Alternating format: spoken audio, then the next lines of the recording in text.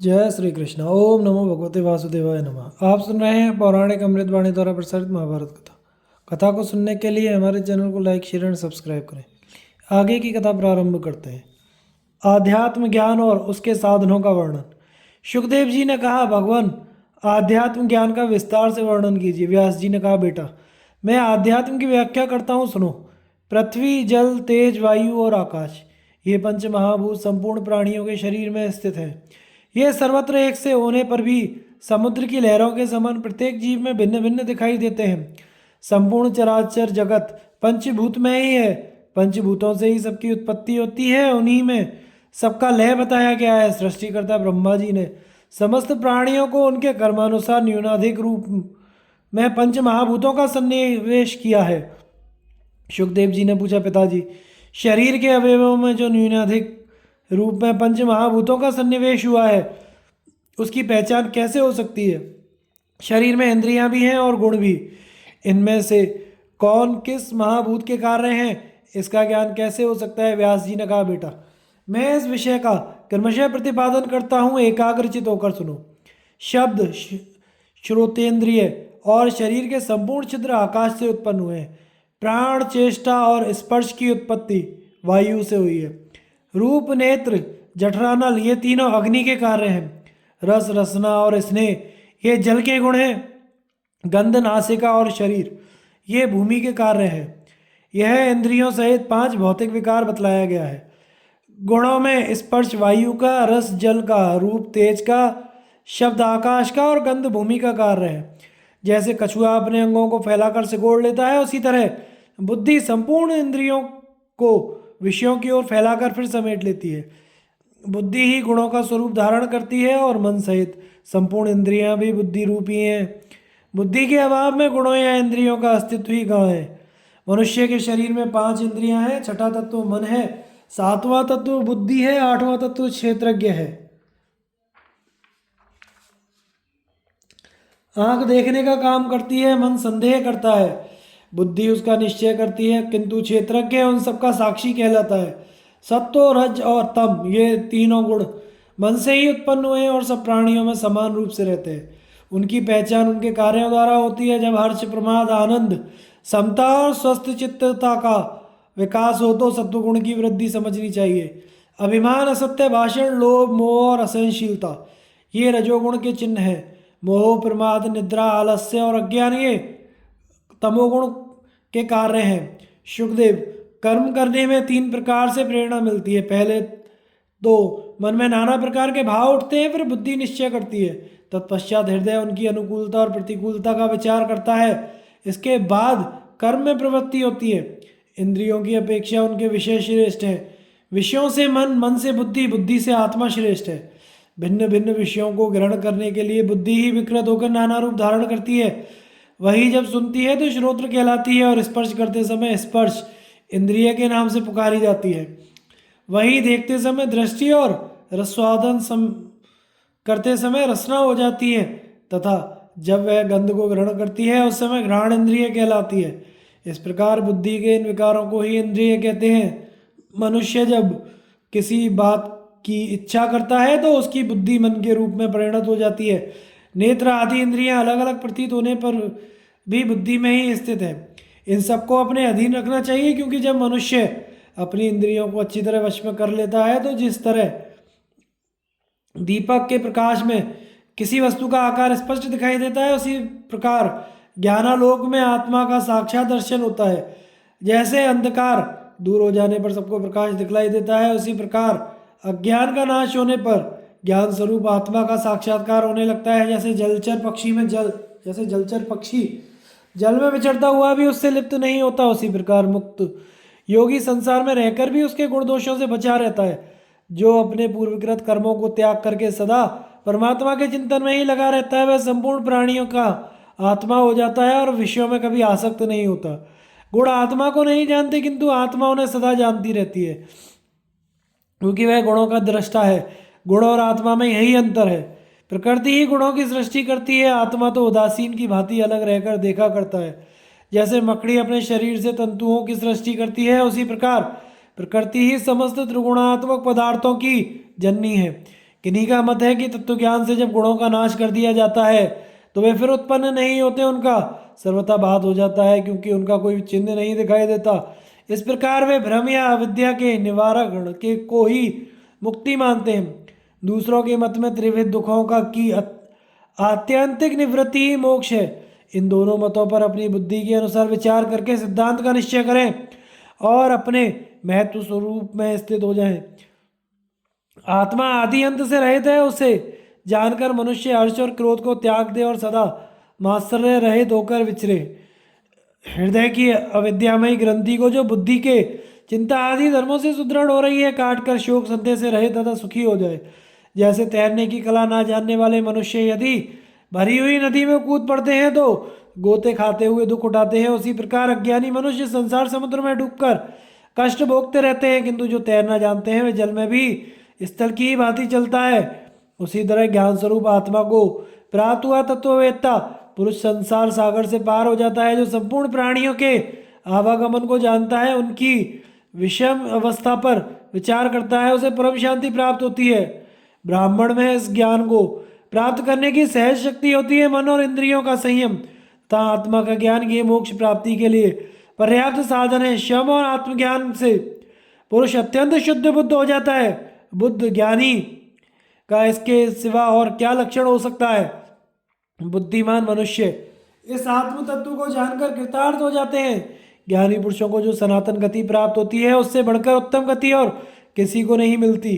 कुछ लोग मनुष्यों को रोगी और दुखी देखकर उनमें दोष ढूंढते रहते हैं, दूसरे लोग उनकी अवस्था देखकर शोक करते हैं, किंतु जिन्हें नित्य और अनित्य का विवेक है वे ना शोक करते हैं ना दोष दृष्टि। ऐसे ही लोगों को कुशल समझना चाहिए। कर्मपरायण मनुष्य निष्काम भाव से जिस कर्म का अनुष्ठान करते हैं वह पहले किए हुए सकाम कर्मों को नष्ट कर देता है, किंतु जो ज्ञानी है उसके इस जन्म या पूर्व जन्म के किए हुए कर्म उसका भला या बुरा कुछ भी नहीं कर सकते। ब्रह्म ज्ञान के उपाय, उसकी महिमा तथा काम रूपी वृक्ष को काटने का उपदेश। सुखदेव जी ने कहा, पिताजी अब आप उस धर्म का वर्णन कीजिए जो सब धर्मों में श्रेष्ठ है, जिससे बढ़कर कोई दूसरा धर्म नहीं है। व्यास जी ने कहा, बेटा मैं ऋषियों के बतलाए हुए प्राचीन धर्म का जो सब धर्मों में श्रेष्ठ है वर्णन करता हूँ, तुम एकाग्रचित्त होकर सुनो। जैसे पिता अपने छोटे बच्चों को काबू में रखता है, उसी प्रकार मनुष्य को बुद्धि के बल से अपनी प्रमथनशील इंद्रियों का यत्न पूर्वक संयम करना चाहिए। मन और इंद्रियों की एकाग्रता ही सबसे बड़ी समस्या है, यही सबसे श्रेष्ठ धर्म है। मन और इंद्रियों की एकाग्रता ही सबसे बड़ी तपस्या है, यही सबसे श्रेष्ठ धर्म है। मन सहित इंद्रियों को बुद्धि में स्थापित करके अपने आप में ही संतुष्ट रहें, नाना प्रकार के चिंतनीय विषयों का चिंतन ना करें। जिस समय ये इंद्रियां अपने विषयों से हटकर बुद्धि में स्थित हो जाएंगी, उसी समय तुम्हें सनातन परमात्मा का दर्शन होगा। धूम रहित अग्नि के समान दैदीप्यमान वह परमेश्वर ही सबकी आत्मा और परम महान है। महात्मा ब्राह्मण ही उसे देख पाते हैं। पुरुष जलते हुए ज्ञान में प्रदीप के द्वारा अपने अंतःकरणों में ही आत्मा का दर्शन करता है। सुखदेव तुम भी इसी प्रकार आत्मा का साक्षात्कार करके सर्वज्ञ हो जाओ। उत्तम बुद्धि का आश्रय लेकर सब प्रकार के सांसारिक बंधनों से छूट जाओगे और प्रसन्न चित्त होकर ब्रह्म भाव को प्राप्त होगे। उस अवस्था में तुम्हें समस्त प्राणियों की उत्पत्ति और प्रलय का स्पष्ट दर्शन होगा। धर्मात्माओं में श्रेष्ठ एवं तत्वज्ञानी मुनियों ने संसार सागर से पार होने के साधन को ही सर्वश्रेष्ठ धर्म माना है। बेटा यह मैंने तुमसे सर्वव्यापी परमात्मा के ज्ञान का साधन बतलाया है। जो कोई परम पवित्र हितैषी और भक्त हो उसी को इसका उपदेश करना चाहिए। परम गोपनीय गुह्य ज्ञान आत्मा का दर्शन कराने वाला है, इसका स्वयं ही अनुभव करना चाहिए। वह पर ब्रह्म परमात्मा दुख सुख से परे है और भूत भविष्य का कारण है। वह ना स्त्री है ना पुरुष और ना नपुंसक ही है।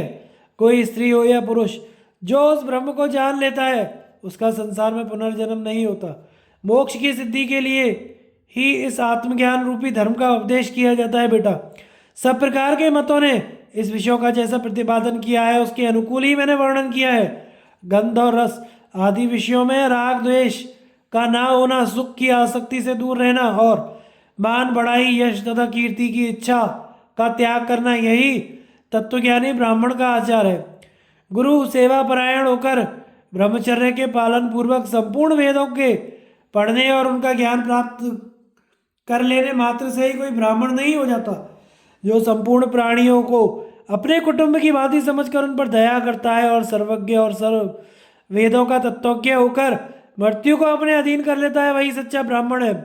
विधि का परित्याग करके नाना प्रकार की इष्टियों और बड़ी बड़ी दक्षिणाओं वाले यज्ञों को का अनुष्ठान करने मात्र से ही किसी को ब्राह्मणत्व प्राप्त नहीं हो जाता।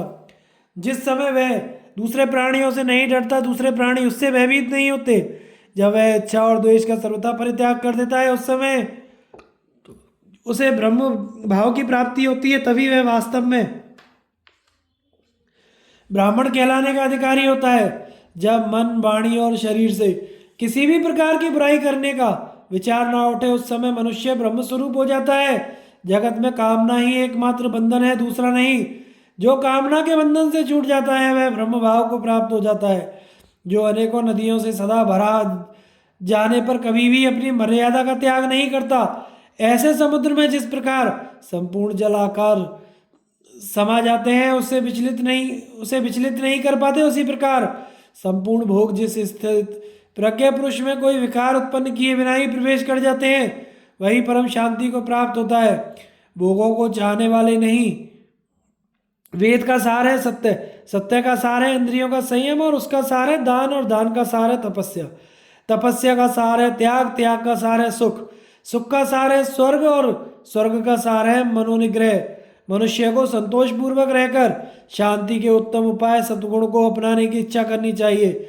सतुगुण मन की तृष्णा, शोक और संकल्प को जलाकर नष्ट करने वाला है। पुरुष को शोक शून्य, ममता से रहित, शांत, प्रसन्न चित्त और मात्सर्यहीन होना चाहिए। इन 6 लक्षणों से युक्त मनुष्य ज्ञानानंद से तृप्त होकर मोक्ष को प्राप्त करता है। जो देहाभिमान से मुक्त होकर सत्व प्रधान, सत्य, दम, दान, तप, त्याग और शम, इन 6 गुणों तथा श्रवण, मनन, निधि ध्यासन रूप 3 साधनों से प्राप्त होने वाले आत्मा को इस शरीर में रहते हुए ही जान लेते हैं, वे परम शांति को प्राप्त होते हैं। जो उत्पत्ति और विनाश से रहित, संस्कार शून्य, स्वभाव सिद्ध तथा शरीर के भीतर स्थित है, उस ब्रह्म को प्राप्त होने वाला मनुष्य ही अक्षय आनंद का भागी होता है। अपने मन को इधर उधर जाने से रोककर आत्मा में स्थापित करने से पुरुष को जिस सुख और संतोष की प्राप्ति होती है, उसका और किसी उपाय से प्राप्त होना असंभव है। जिसे पाकर बिना भोजन के भी तृप्ति हो जाती है, जिस धन के होने से दरिद्र भी संतुष्ट रहता है, जिसका आश्रय मिलने से घृत आदि का सेवन किए बिना भी मनुष्य अपने में अनंत बल का अनुभव करता है, उस ब्रह्म को जो जानता है वही वेदों का तत्वज्ञ है। जो अपनी इंद्रियों द्वारा सब इंद्रियों के द्वारों को सब ओर से रोककर नित्य ब्रह्म का चिंतन करता रहता है, वही ब्राह्मण शिष्ट और आत्माराम कहलाता है। जो सामान्यतः संपूर्ण भूतों और भौतिक गुणों का त्याग कर देता है, उसको सुख की प्राप्ति होती है और उसका दुख उसी प्रकार नष्ट हो जाता है जैसे सूर्योदय से अंधकार। गुणों के ऐश्वर्य से तथा कर्मों का परित्याग करके विषय वासना से रहित उस ब्रह्मवेत्ता पुरुष को जरा और मृत्यु का भय नहीं रहता।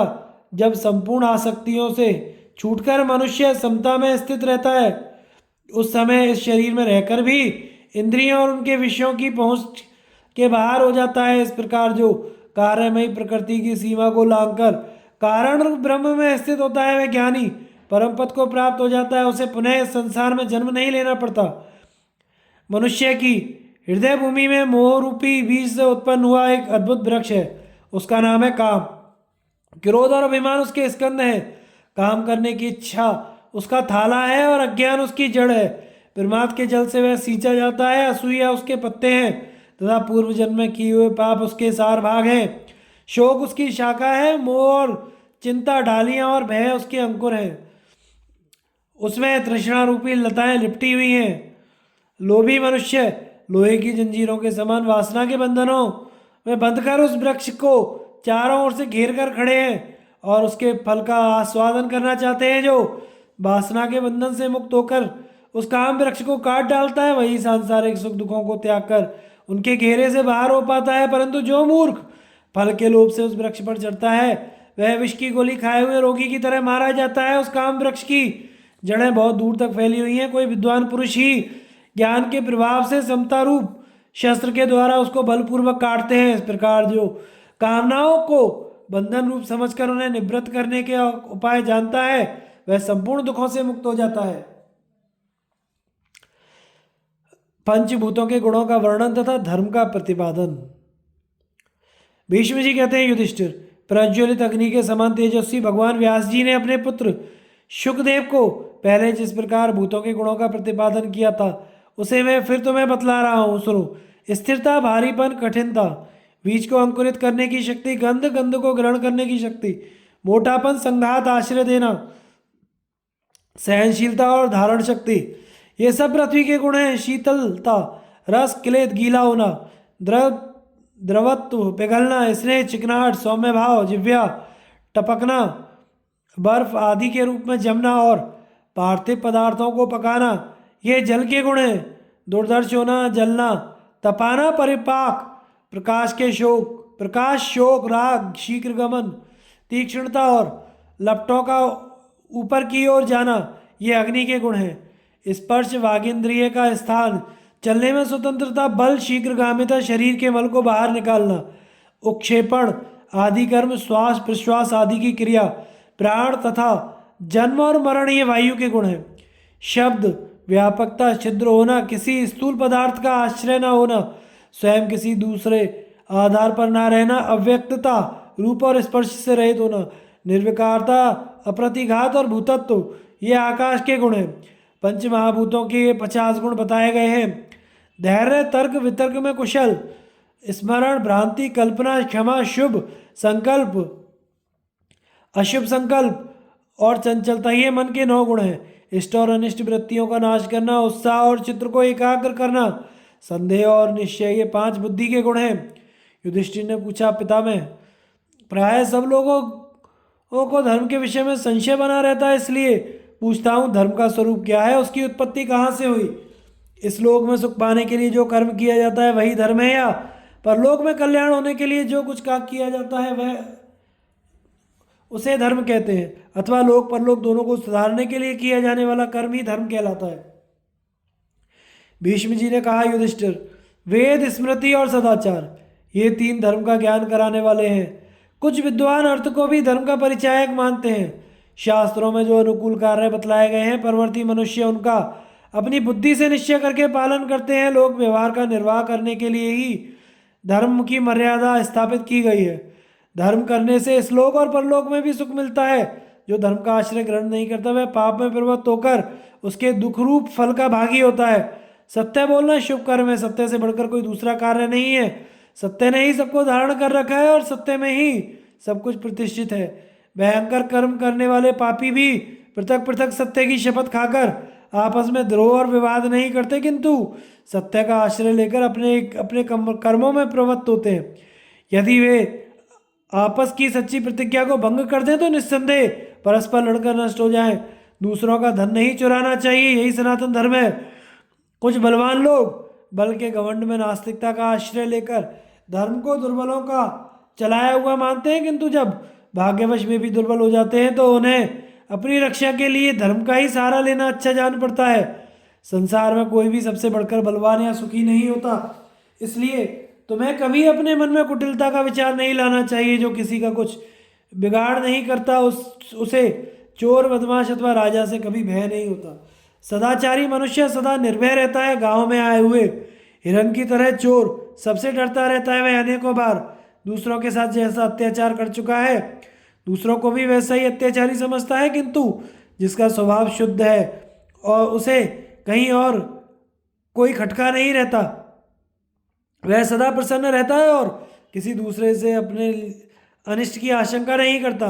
प्राणियों के हित में लगे रहने वाले महात्माओं ने दान को उत्तम धर्म बतलाया है, परंतु बहुत से धनवान इसे गरीबों का चलाया हुआ धर्म मानते हैं। लेकिन जिस दिन भाग्य फिर जाता है और धन नष्ट हो जाने से वे धनी भी दीन दर के भिखारी हो जाते हैं, उस समय उनको यह दान धर्म उत्तम जान पड़ता है। जगत में कोई सबसे बढ़कर धनवान या सुखी नहीं होता, इसलिए धन का अभिमान नहीं करना चाहिए। मनुष्य दूसरों के जिस बर्ताव को अपने लिए ठीक नहीं समझता, दूसरों के साथ भी वैसा बर्ताव ना करे, क्योंकि जो अपने लिए प्रिय है वह दूसरों के लिए अप्रिय भी हो सकता है।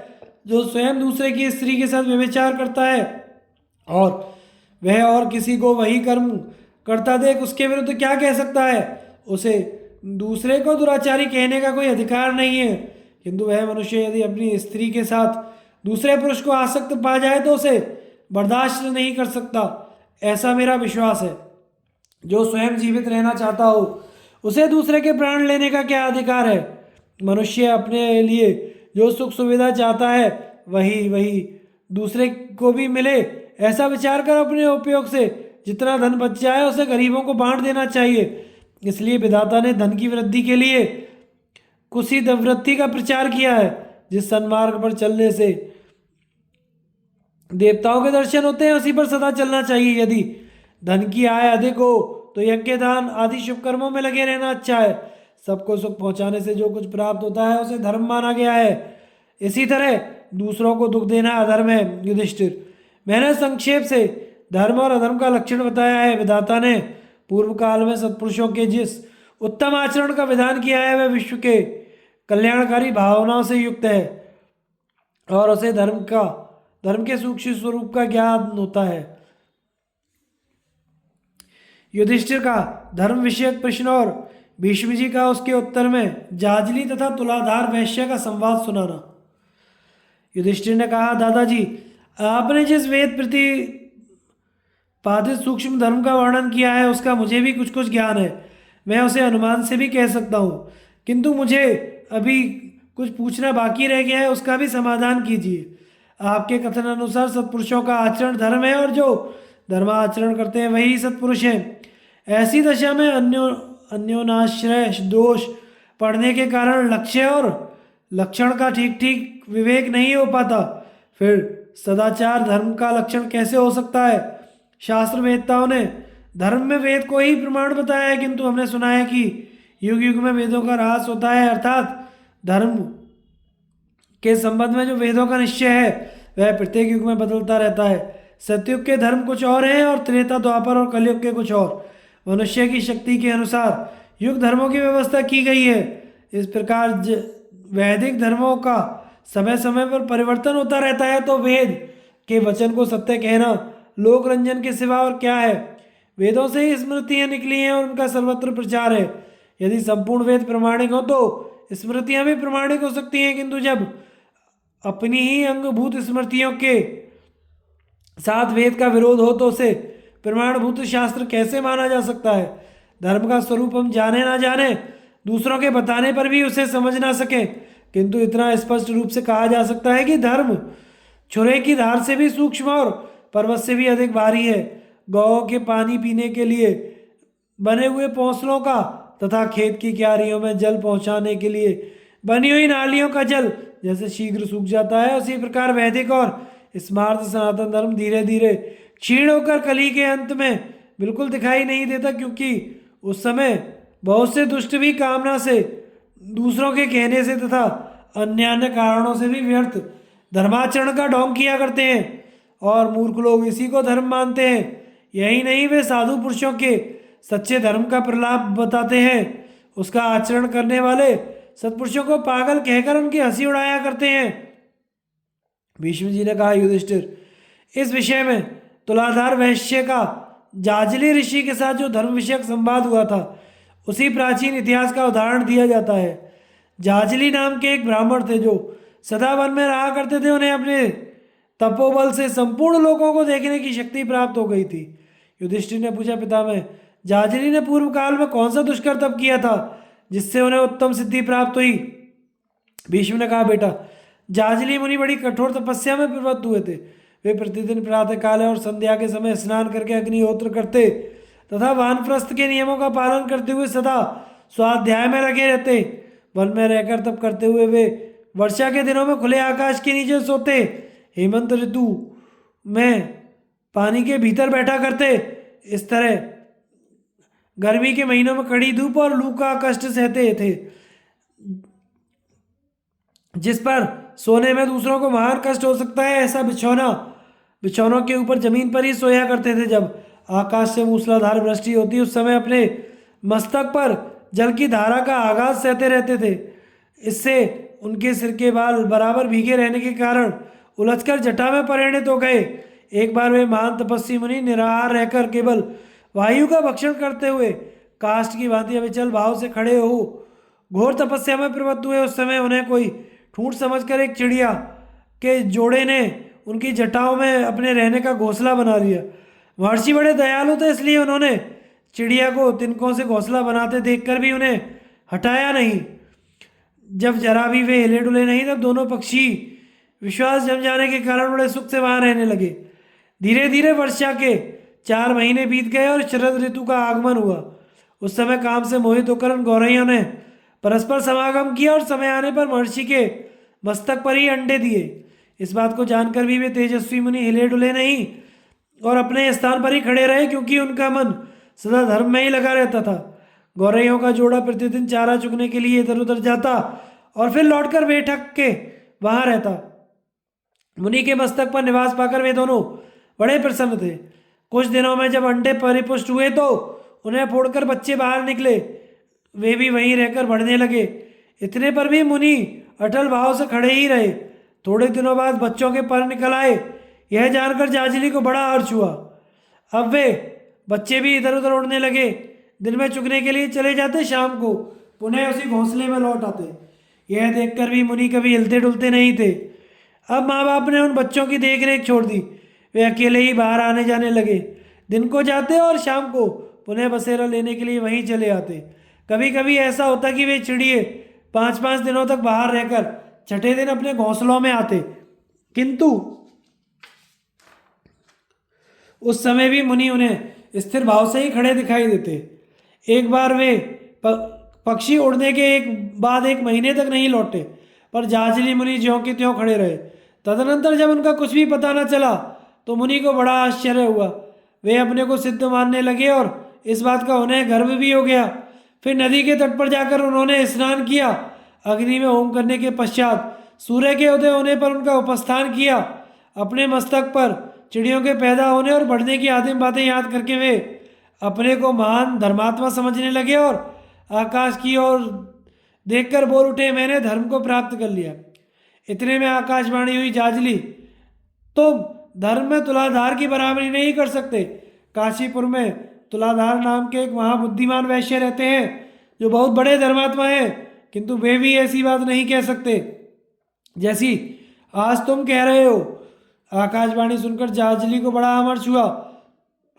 वे तुलाधार को देखने के लिए वहां से चल दिए और बहुत दिनों बाद काशी में आए।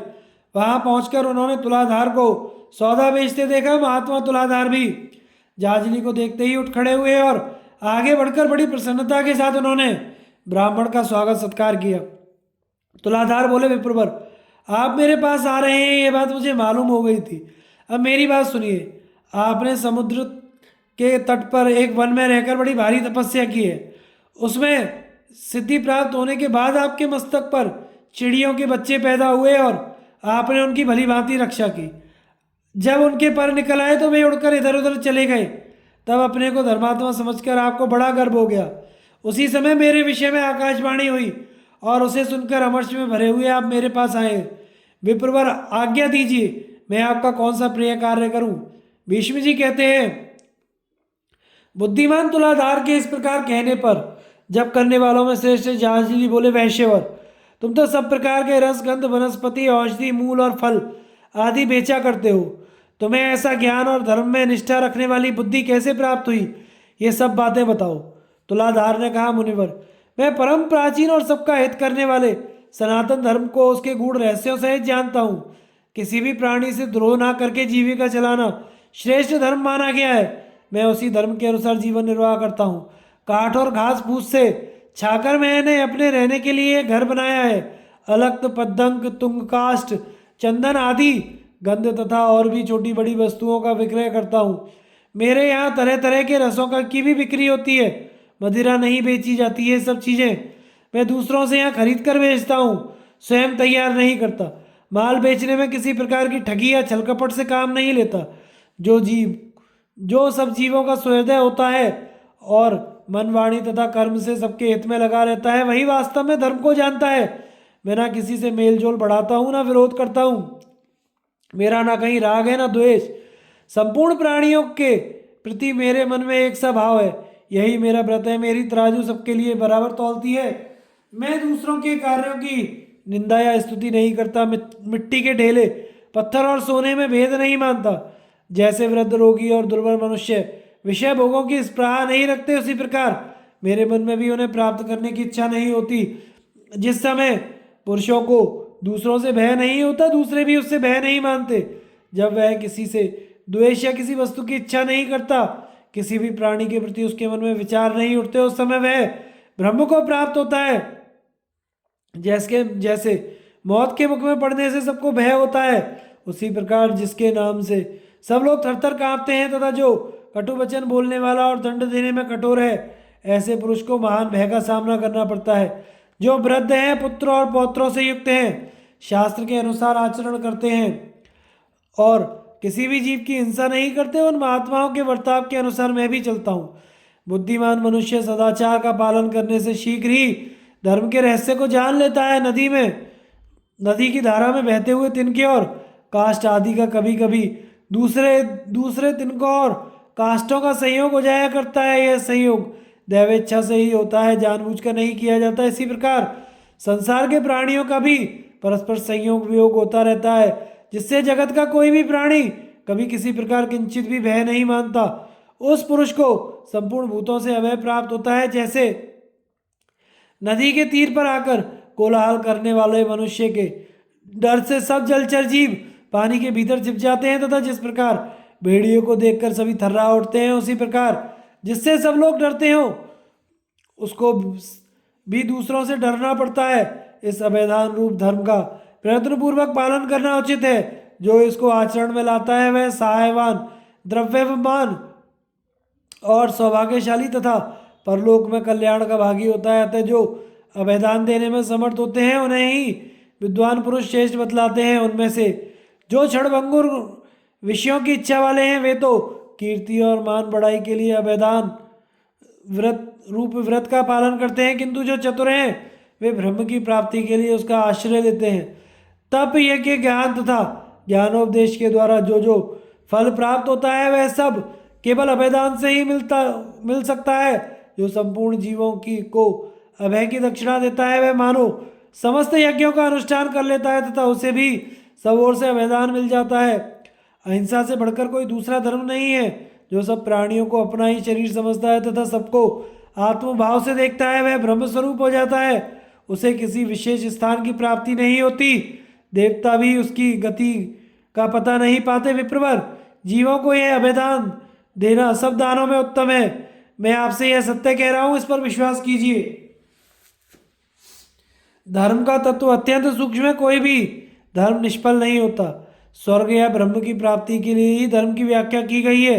सूक्ष्म धर्म आसानी से सबकी समझ में नहीं आ सकता। जो लोग बैलों को बधिया करते, बांधते, नाचते, मार पीट कर काम कराते और उन पर अधिक बोझा लाते हैं, जो कितने ही जीवों को मारकर खा जाते, मनुष्य होकर मनुष्यों को दास बनाते और उनके परिश्रम का फल आप भोगते हैं, तथा जो वध और बंधन का दुख जानते हुए भी दूसरों को वैसे ही कष्ट देते हैं, ऐसे लोगों की आप क्यों नहीं निंदा नहीं करते?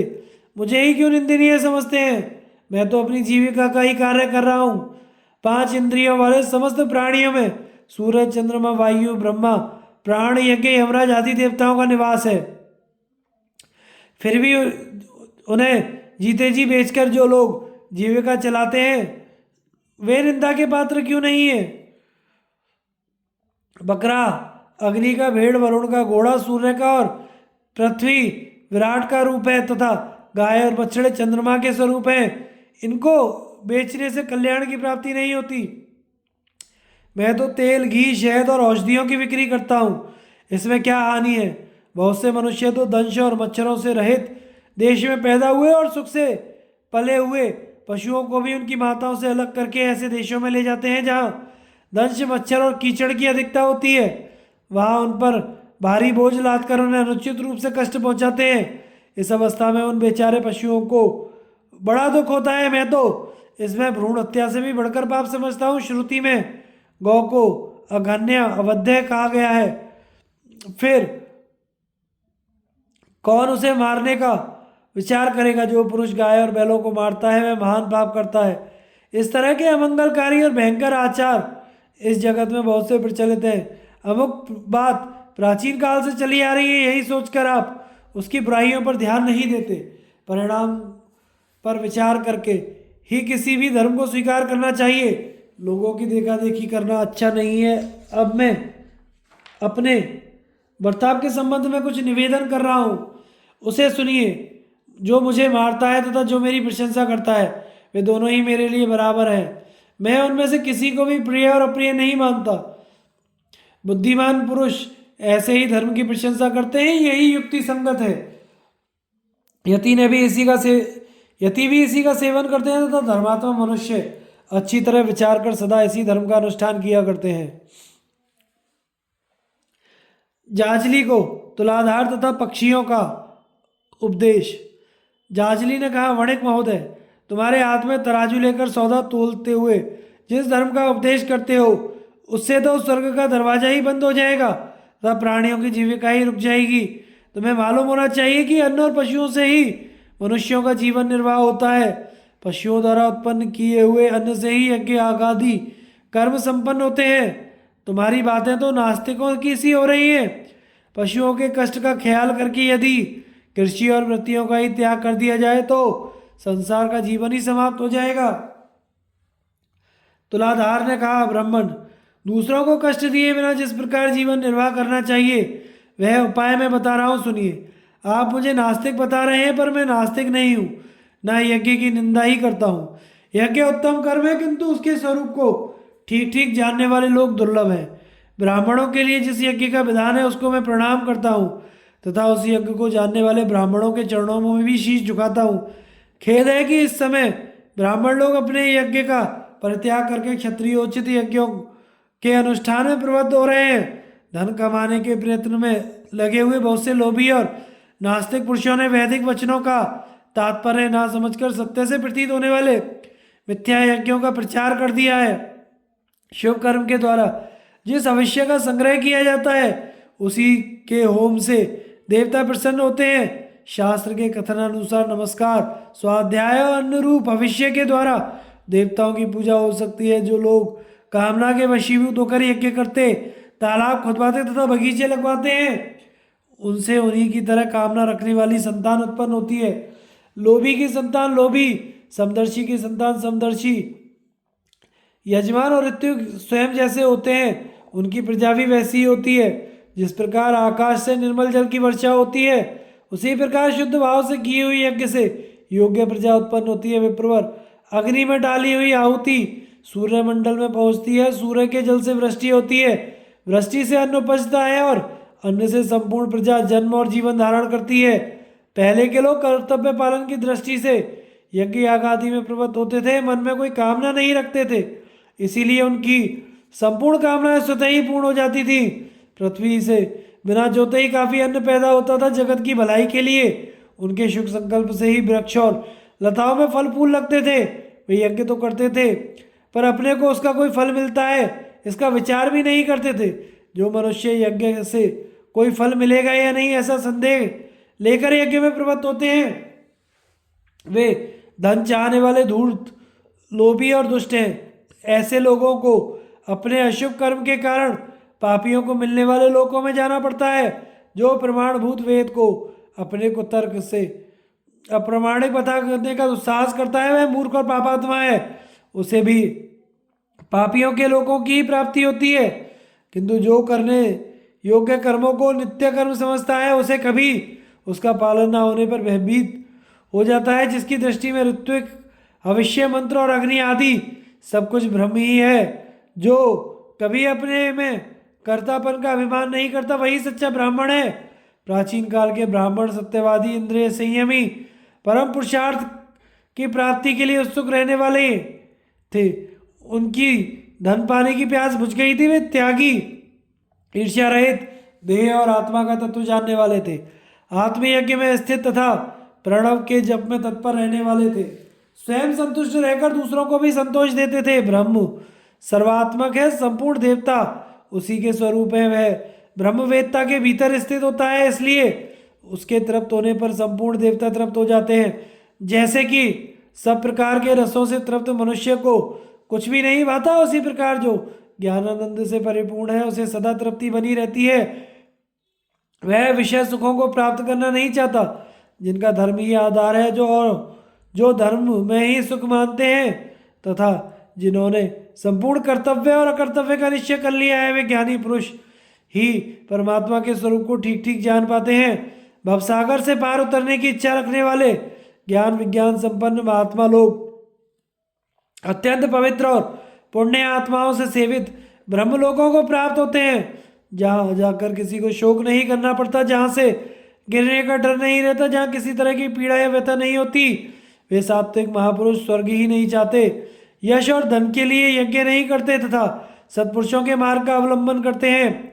उनके द्वारा हिंसा प्रधान यज्ञों का अनुष्ठान होता है। वे वनस्पति, अन्न और फल मूल को ही अवश्य मानते हैं। फल की इच्छा रखने वाले लोभी ऋत्विज उनका यज्ञ नहीं कराते। ज्ञानी ब्राह्मण को अपने को ही यज्ञ का उपकरण मानकर मानसिक यज्ञ का अनुष्ठान करते हैं।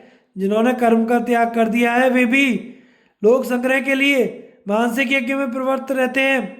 लोभी ऋत्विज को ऐसे लोगों का ही यज्ञ करा लोभी ऋत्विज लोग तो ऐसे लोगों का ही यज्ञ कराते हैं जो मोक्ष की इच्छा नहीं रखते। साधु पुरुष अपने धर्म का आचरण करते हुए ही प्रजा को स्वर्ग की प्राप्ति का उपाय बताते हैं। सत्पुरुषों के बर्ताव के अनुसार मेरी बुद्धि भी सर्वत्र समान भाव ही रखती है। सिद्ध संकल्प ज्ञानी महात्माओं की इच्छा होते ही बैल स्वयं गाड़ी में जुटकर उनकी सवारी ढोने लगते हैं तथा दूध देने वाली गौएं सब प्रकार के मनोरथ सिद्ध करती हुई दुग्ध प्रदान करती हैं। जिसके मन में कोई कामना नहीं है, जो किसी फल की इच्छा से कर्मों का आरंभ नहीं करता, नमस्कार और स्तुति से अलग रहता है, जिसके कर्म बंधन क्षीण हो गए हो, उसी पुरुष को देवता लोग ब्राह्मण मानते हैं। जहाजली ने पूछा, वैश्य प्रवर, मैंने आत्मयाजी मुनियों के मानसिक यज्ञ का तत्व कभी नहीं सुना। संभवतः वह समझने में कठिन भी है, क्योंकि पूर्वकालीन महर्षियों ने उसके ऊपर विशेष प्रचार नहीं किया है तथा अर्वाचीन महर्षि भी उसका प्रचार नहीं करते हैं। ऐसी स्थिति में दुर्बोध होने के कारण अविवेकी मनुष्य तो मानसिक यज्ञ का अनुष्ठान नहीं कर सकते। फिर उनकी गति क्या होगी? वे किस कर्म से सुख पा सकते हैं, यही मुझे बताइए। मुझे तुम्हारी बातों पर बड़ी श्रद्धा हो रही है। तुलाधार ने कहा, ब्राह्मण, जिन दम्भी पुरुषों के यज्ञ अश्रद्धा और आदि दोषों के कारण यज्ञ कहलाते हैं, योग्य नहीं रहते, उन्हें ना तो मानसिक यज्ञ करने का अधिकार है, ना क्रिया रूपी यज्ञ। श्रद्धालु पुरुष तो घी दूध दही पूर्ण आहुति से ही अपना यज्ञ पूर्ण करते हैं। श्रद्धालुओं में जो असमर्थ हैं, उनका यज्ञ गाय अपनी पूंछ के बालों से, सींग से और पैरों की धूली से ही पूर्ण कर देती है। जो इस प्रकार केवल घी दूध आदि का उपयोग करके अहिंसा प्रधान यज्ञ का आरंभ करता है, वह यजमान पत्नी के अभाव में मानसिक भावना के द्वारा ही उसकी कल्पना कर लेता है, अर्थात श्रद्धा को ही पत्नी मान लेता है और इष्ट देवता का यजन करके यज्ञ स्वरूप भगवान विष्णु को प्राप्त हो जाता है। विप्रवर, यह आत्मा ही प्रधान तीर्थ है। आप तीर्थ सेवन के लिए देश देश मत भटकिए। जो मेरे बताए हुए अहिंसा प्रधान धर्मों का आचरण करता है, उसे उत्तम लोगों की प्राप्ति होती है। ब्राह्मण, मैंने धर्म का जो स्वरूप सामने रखा है, उसका पालन सज्जन करते हैं या दुर्जन, इस बात की जांच कर लीजिए, तब आपको इसकी यथार्थता का ज्ञान हो जाएगा। देखिए, ये जो बहुत से पक्षी आकाश में उड़ रहे हैं, सब आपके मस्तक से उत्पन्न हुए हैं। इस समय अपने हाथ पैर समेटकर घोंसलों में प्रवेश करने के लिए दौड़े जाते हैं। आपने इन्हें पुत्र की भांति पाला है और ये भी आपका पिता के समान आदर करते हैं। निस्संदेह आप इनके पिता के ही तुल्य हैं, अतः इन्हें बुलाइए और इन्हीं के मुख से अहिंसा प्रधान धर्म की महिमा सुनिए। भीष्म जी कहते हैं, तुलाधार की बात सुनकर जाजली ने उन पक्षियों को बुलाया। तब वे आकर धर्म का उपदेश करने के लिए मनुष्य की भांति स्पष्ट वाणी में बोलने लगे। ब्राह्मण, हिंसा और उसकी भावना से रहित होकर जो कर्म किए जाते हैं, वे इस लोक और परलोक में भी कल्याणकारी होते हैं। हिंसा श्रद्धा का नाश करती है और नष्ट हुई श्रद्धा हिंसक मनुष्य का सर्वनाश कर डालती है। जो लाभ हानि में समान भाव रखने वाले श्रद्धालु संयमी और शांत चित्त हैं तथा कर्तव्य समझकर यज्ञ का अनुष्ठान करते हैं, उन्हीं का यज्ञ सफल होता है। श्रद्धा सबकी रक्षा करती है, उसके प्रभाव से विशुद्ध जन्म प्राप्त होता है। ध्यान और जप से भी श्रद्धा का महत्व अधिक होता है। यदि कर्म में वाणी के दोष से मंत्र का ठीक उच्चारण ना हो सके और मन की चंचलता के कारण इष्ट देवता के ध्यान में विक्षेप आ जाए, तो भी यदि श्रद्धा हो तो वह उस दोष को दूर कर देती है। किंतु श्रद्धा के ना रहने पर केवल मंत्रोच्चार और ध्यान से ही कर्म की पूर्ति नहीं होती, श्रद्धाहीन कर्म व्यर्थ हो जाता है। इस विषय में प्राचीन वृत्तांतों को जानने वाले लोग ब्रह्मा जी की कही हुई गाथा सुनाया करते हैं, जो इस प्रकार है। पहले देवता लोग श्रद्धाहीन पवित्र और पवित्रताहीन श्रद्धालु के द्रव्य को एक सा ही समझते थे। इसी प्रकार वे कृपण वेद वेदता और महादानी सूदखोर के अन्न में भी कोई अंतर नहीं मानते थे। एक बार यज्ञ में उनके इस बर्ताव को देखकर प्रजापति ने कहा, देवताओं, तुम्हारा यह विचार ठीक नहीं है। वास्तव में उदार का अन्न उसकी श्रद्धा के कारण पवित्र होता है और कंजूस का अश्रद्धा से दूषित। अतः श्रद्धाहीन पवित्र की अपेक्षा पवित्रताहीन श्रद्धालु का ही अन्न ग्रहण करने योग्य है। इसी प्रकार वेद वेदता और सूदखोर में से वेद वेदता का ही अन्न श्रद्धापूत एवं ग्राह्य है। सारांश यह है कि उदार का ही अन्न भोजन करना चाहिए, कृपण एवं सूदखोर का नहीं। जिसमें श्रद्धा नहीं वह देव यज्ञ का अधिकारी नहीं है। धर्मज्ञों को उसी के अन्न का आग्रह करना बतलाया गया है। अश्रद्धा सबसे बड़ा पाप है और श्रद्धा पाप से मुक्त करने वाली है। जैसे सांप अपनी पुरानी कैंचुली छोड़ देता है, उसी प्रकार श्रद्धालु पुरुष पाप का परित्याग कर देता है। श्रद्धा होने के साथ ही साथ पापों से निवृत्त हो जाना सब पवित्रताओं में से बढ़कर है। जिसके रोग आदि दोष दूर हो गए हैं वह श्रद्धालु पुरुष ही वास्तव में पवित्र है। उसे तप आचार और व्यवहार से क्या प्रयोजन है? यह पुरुष श्रद्धा में है, इसलिए जो जैसी श्रद्धा वाला है वह सब वैसा ही है। धर्म और अर्थ के तत्व को जानने वाले पुरुषों ने भी इस प्रकार धर्म की व्याख्या की है। हम लोगों ने धर्म दर्शन नामक मुनि से पूछकर उस धर्म का ज्ञान प्राप्त किया है। विप्रवर, आप इस पर विश्वास कीजिए, इसके अनुकूल आचरण करने से आपको परमात्मा की प्राप्ति होगी। श्रद्धालु मनुष्य साक्षात धर्म का स्वरूप है। जो श्रद्धा पूर्वक अपने धर्म में स्थित रहता है उसे ही सर्वश्रेष्ठ समझना चाहिए। भीष्म जी कहते हैं, तदनंतर तुलाधार और जाजली थोड़े ही समय में दिव्य लोक को प्राप्त हुए और वहां सुखपूर्वक रहने लगे। तुलाधार ने सनातन धर्म का उपदेश किया था और उसे सुनकर जाजली मुनि को बड़ी शांति मिली थी। राजा विचक्षणु के द्वारा अहिंसा धर्म की प्रशंसा और चिरकारी का उपाख्यान। भीष्म जी कहते हैं, युधिष्ठिर, राजा विचक्षणु ने प्राणियों पर दया करने के विषय में जो कुछ कहा है वह प्राचीन इतिहास तो मैं सुना रहा हूँ। एक समय किसी यज्ञशाला में राजा ने देखा कि बैल की गर्दन कटी हुई है, वहाँ बहुत सी गौएं आर्तनाद कर रही हैं। हिंसा की एक क्रूर प्रवृत्ति देखकर राजा से नहीं रहा गया। वे अपना निश्चित सिद्धांत इस प्रकार सुनाने लगे, हो बेचारी गौएं बड़ा कष्ट पा रही हैं, इनकी हत्या ना करो, संसार की समस्त गौओं का कल्याण हो। जो धर्म की मर्यादा से भ्रष्ट हो चुके हैं, मूर्ख हैं, जिन्हें आत्म तत्व के विषय में भारी संदेह है तथा जो छिपे हुए नास्तिक हैं, उन्हीं लोगों ने हिंसा का समर्थन किया है। मनुष्य अपनी इच्छा से यज्ञ वेदी पर पशुओं का बलिदान करते हैं। धर्मात्मा मुने ने तो सब कर्मों में अहिंसा की ही प्रशंसा की है। इसलिए विज्ञ पुरुषों को वैदिक प्रमाण से धर्म के सूक्ष्म स्वरूप का निर्णय करके उसका पालन करना चाहिए। किसी भी प्राणी की हिंसा ना करना ही सब धर्मों में श्रेष्ठ माना गया है। मिताहारी होकर कठोर नियमों का पालन करे, वेद की फलश्रुतियों में आसक्त ना होकर उनका त्याग कर दे, आचार के नाम पर अनाचार में प्रवृत्त ना हो। कृपण मनुष्य ही फल की इच्छा करते हैं। यज्ञ में मध्य मांस और मीन आदि आदि का उपयोग धूर्तों का चलाया हुआ है। वेदों में इसकी कहीं चर्चा नहीं है। लोग मान मोह और लोभ के वशीभूत होकर जिह्वा की लोलुपता के कारण निषिद्ध वस्तुओं को खाते पीते हैं। श्रोत्रिय ब्राह्मण तो संपूर्ण यज्ञों का भगवान विष्णु का ही यज्ञों में भगवान विष्णु का ही आविर्भाव मानते हैं और पुष्प तथा खीर आदि से उनकी पूजा करते हैं। वेदों में जो यज्ञ संबंधी वृक्ष बताए गए हैं उन्हीं का हवन में उपयोग करते हैं। शुद्ध चित्त वाले सतगुणी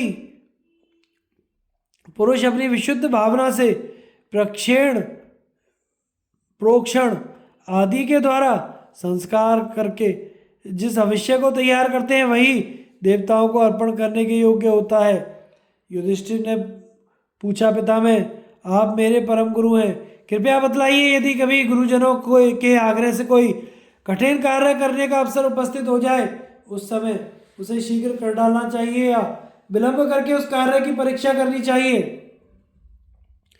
भीष्म जी ने कहा, बेटा इस विषय में एक प्राचीन इतिहास है जो अंगिरस कुल में उत्पन्न हुए चिरकारी के वृत्तांत से संबंध रखता है।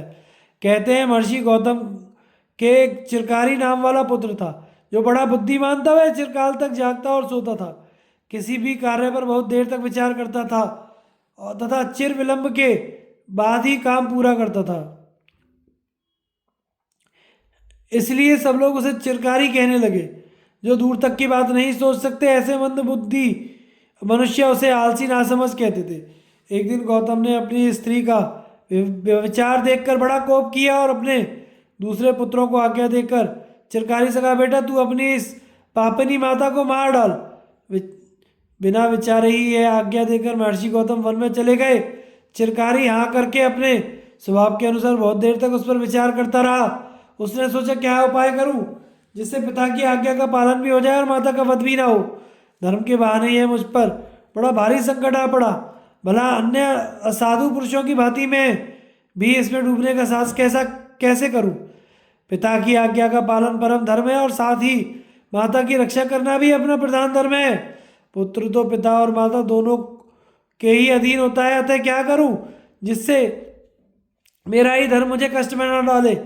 पिता स्वयं अपने शील सदाचार गोत्र और कुल की रक्षा के लिए स्त्री के गर्भ में आकर पुत्र रूप में उत्पन्न होता है, अतः मुझे अपने माता पिता दोनों ने ही जन्म दिया है। फिर मैं अपने को ही दोनों का पुत्र क्यों ना समझूं। जात कर्म तथा उपकर्म के समय पिता ने मुझे जो पत्थर के समान सुदृढ़ फरसे के समान शत्रु संहार होने का आशीर्वाद दिया, अपनी आत्मा कहकर अनुग्रहित किया, यह उनके गौरव का निश्चय करने में पर्याप्त प्रमाण है। पिता भरण पोषण और अध्यापन करने के कारण पुत्र के प्रधान गुरु हैं। वह जो कुछ आज्ञा दें उसे धर्म समझकर स्वीकार करना चाहिए, यही वेद की भी आज्ञा है। पुत्र पिता के स्नेह का पात्र है, किंतु पिता पुत्र का सर्वस्व है। एकमात्र पिता ही पुत्र को शरीर आदि सब कुछ देता है। इसलिए कोई सोच विचार किए बिना ही पिता की आज्ञा का पालन करना चाहिए। जो पुत्र पिता की आज्ञा मानता है उसके समस्त पातक नष्ट हो जाते हैं। गर्भाधान और सीमंतोन्नयन संस्कार के द्वारा पिता ही पुत्र को उत्पन्न करता है, वही अन्न वस्त्र देता, पढ़ाता लिखाता और समस्त लोक व्यवहारों का ज्ञान कराता है। पिता ही धर्म है, पिता ही स्वर्ग है और पिता ही सबसे बड़ा तप है। पिता के प्रसन्न होने पर संपूर्ण देवता प्रसन्न हो जाते हैं। पिता जो कुछ भी कहता है वह पुत्र के लिए आशीर्वाद है। यदि पिता प्रसन्न होकर पुत्र का अभिनंदन करे तो वह समस्त पापों से मुक्त हो जाता है। अपने वृक्ष अपने फलों को छोड़ देते हैं, किंतु पिता बड़े से बड़े संकट में भी स्नेह के कारण पुत्र को नहीं छोड़ता। अतः पुत्र के लिए पिता का स्थान बहुत ऊंचा है। अस्तु, पिता के गौरव पर तो मैंने विचार कर लिया, माता के विषय में सोचता हूँ। जैसे अग्नि की उत्पत्ति का कारण है, उसी प्रकार मुझे यह जो 5 भौतिक मनुष्य शरीर मिला है इसको जन्म देने वाली मेरी माता ही है। संसार के समस्त दुखी जीवों को माता से ही सांत्वना मिलती है। जब तक माता जीवित रहती है मनुष्य अपने को सनाथ समझता है, उसके मरने पर वह अनाथ सा हो जाता है। पुत्र और पुत्रों से युक्त 100 वर्ष का बुढ़ा ही क्यों ना हो, यदि उसकी उसकी माता जीवित हो तो वह उसके पास 2 वर्ष के बालक का भी सा भी आनंद उठाता है। बेटा समर्थ हो या असमर्थ, हष्टपुष्ट हो या दुर्बल, माता हमेशा ही उसकी रक्षा में रहती है। माता के समान विधि पूर्वक पालन पोषण करने वाला कोई दूसरा भी नहीं है। जब माता से बिछोह हो जाता है उस समय मनुष्य अपने को बूढ़ा समझने लगता है, बहुत दुखी हो जाता है। ऐसा जान पड़ता है मानो उसके लिए सारा संसार सूना हो गया हो। माता की छत्र छाया में जो सुख है वह कहीं नहीं है। माता के तुल्य दूसरा सहारा भी कोई नहीं है। पुत्र के लिए माँ के समान रक्षक और प्रिय कोई नहीं है। वह गर्भ धारण करने के कारण धात्री और जन्म देने के कारण जननी कहलाती है। दूध पिलाकर अपने पुत्रों के अंगों को बढ़ाती है, इसलिए उसे अम्बा कहते हैं, तथा वीर प्रसवनी होने के कारण वीरसु और शुश्रूषा करने से शुश्रु नाम धारण करती है। ऐसी माता को भला कौन पुत्र वध करेगा? पुत्र का क्या गोत्र है, वह किसके वीर्य से उत्पन्न हुआ, इस बात को माता ही जानती है। बच्चे का लालन पालन करने में माता को विशेष सुख मिलता है। वह उस पर पिता से भी अधिक स्नेह रखती है। पुरुष अपनी स्त्री का भरण पोषण करने से बढ़ता और पालन करने से पति कहलाता है। यदि इन दोनों गुणों के ना रहने पर वह भर्ता या पति कहलाने योग्य नहीं होता। इसलिए मेरे पिता भी अपनी स्त्री को मार डालने की आज्ञा देने के कारण उसके भर्ता या पति के कर्तव्य से गिर रहे हैं। वास्तव में स्त्री का कोई अपराध नहीं होता। व्यभिचार का महान पाप तो पुरुष ही करता है, इसलिए सारा अपराध उसी का है। पति नारी का सबसे बड़ा देवता है, वह उसकी सेवा से कभी मुंह नहीं मोड़ती। इंद्र पिताजी के समान रूप धारण कर मेरी माता के पास आया था, अतः उसने उसे अपना ही पति समझकर आत्मसमर्पण किया। ऐसे अवसरों पर स्त्रियों का नहीं पुरुषों को ही दोष देना चाहिए, क्योंकि सारे अपराध की जड़ तो वही होते हैं। स्त्रियां तो अबला होने के कारण पुरुषों के अधीन होती हैं, किसी प्रकार अपराध उनमें अपना नहीं हाथ दिखाते, अतः उनके ऊपर दोषारोपण नहीं करना चाहिए। माता का गौरव पिता से भी बढ़कर है। एक मेरी पूजनीय माता है, ना समझ पशु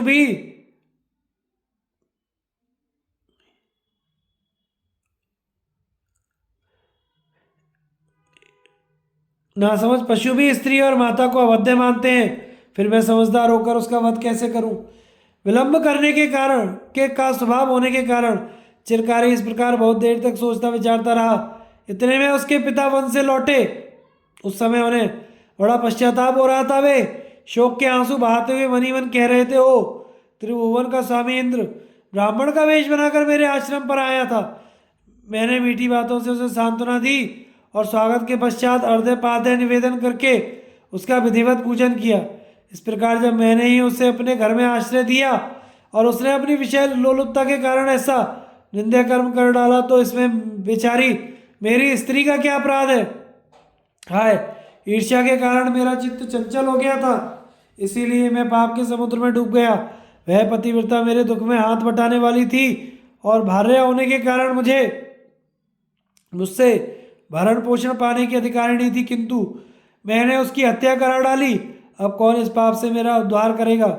मैंने उदार बुद्धि चिरकारी को उसकी माता का वध करने की आज्ञा दी। यदि उसने इस कार्य में विलंब करके अपने नाम को सार्थक किया हो तो वही मुझे स्त्री हत्या के पातक से बचा सकता है। बेटा चिरकारी, तेरा कल्याण हो। यदि आज तूने इस कार्य में देरी की हो तभी तेरा चिरकारिक नाम सफल हो सकता है। आज विलंब करके वास्तव में चिरकारी बन और अपनी माता तथा मेरी तपस्या की रक्षा कर, साथ ही मुझे और अपने आप को भी पाप से बचा ले। तेरी माता चिरकाल से तेरे जन्म की आशा लगाए बैठी थी। उसने बहुत दिनों तक तुझे अपने गर्भ में धारण किया है, अतः आज उसकी रक्षा करके अपनी चिरकारिता को सफल बना। इस प्रकार दुखी होकर सोचते विचारते हुए महर्षि गौतम जब आश्रम में आए तो उन्हें चिरकारी अपने पास ही खड़ा दिखाई दिया। वह पिता को देखकर बहुत दुखी हुआ और हथियार फेंककर उन्हें प्रसन्न करने के लिए चरणों पर गिर पड़ा। पुत्र को पैरों पर गिरा देख और पत्नी को अत्यंत लज्जित जानकर महर्षि को बड़ी प्रसन्नता हुई। उन्होंने यह सोचकर कि चिरकारी बहके मारे शस्त्र ग्रहण की चपलता को छिपा रहा है, उसको उठाकर गले से लगा लिया और देर तक वे उसका मस्तक सूंघते रहे और उसकी प्रशंसा करके आशीर्वाद और उपदेश देते हुए बोले, बस तू सदा चिरजीवी रहे और तेरा कल्याण हो। यूं ही चिरकाल तक सोच विचार कर काम किया कर। आज तेरी चिरकारिता के कारण ही मैं बहुत समय तक दुख भोगने से बच गया बेटा। अधिक काल तक सोच समझ कर ही किसी से मित्रता जोड़नी चाहिए। जिसे मित्र बना लिया उसका सहसा परित्याग नहीं करना चाहिए। बहुत दिनों तक सोच समझकर स्थापित की हुई मैत्री ही अधिक काल तक टिकाऊ होती है। राग, दर्प, अभिमान, द्रोह, पाप और किसी का अप्रिय करने में विलंब करके जो खूब सोच विचार कर लेता है वह प्रशंसनीय माना जाता है। बंधु, सुहृदय, भृत्य और स्त्रियों के छिपे हुए अपराधों का निर्णय करने में भी जल्दबाजी करना अच्छा नहीं है। भीष्म जी कहते हैं, युधिष्ठिर, इस प्रकार गौतम अपने पुत्र के विलंब पूर्वक कार्य करने के कारण बहुत प्रसन्न हुए थे। ऐसे ही प्रत्येक कार्य में देर तक विचार करके निश्चय पर पहुंचने वाले को पश्चाताप नहीं करना पड़ता। जो विद्वानों और शिष्ट पुरुषों की सेवा में अधिक समय तक रहकर सदा अपने मन को वश में किए रहता है वह चिरकाल तक सम्मान का भागी होता है। धर्मोपदेश करने वाले पुरुष से यदि कोई प्रश्न करे तो उसे देर तक विचार करके ही उसका उत्तर देना चाहिए। महातपस्वी महर्षि गौतम अपने चिरकारी पुत्र के साथ बहुत वर्षों तक उस आश्रम में रहे। उसके बाद देह त्याग कर अनंतर वे पुत्र सहित स्वर्ग सिधारे।